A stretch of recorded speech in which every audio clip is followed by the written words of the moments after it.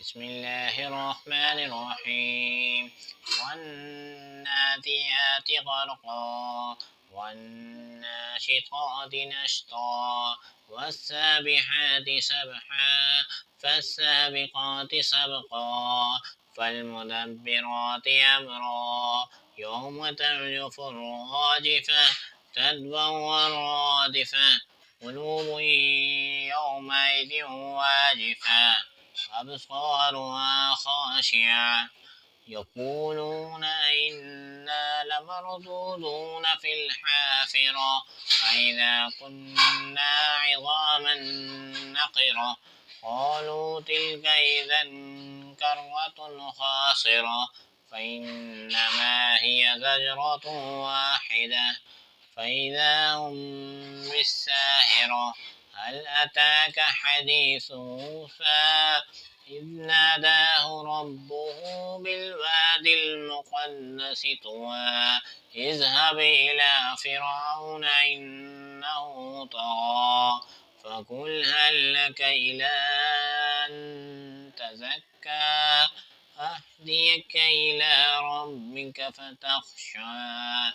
فأراه الآية الكبرى فكذب وعصى ثم أدبر يسعى فحشر فنادى فقال أنا ربكم الأعلى فأخذه الله نكال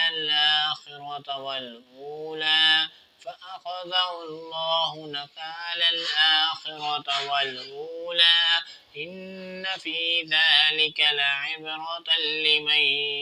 يخشى أنتم أشد خلقا أم السماء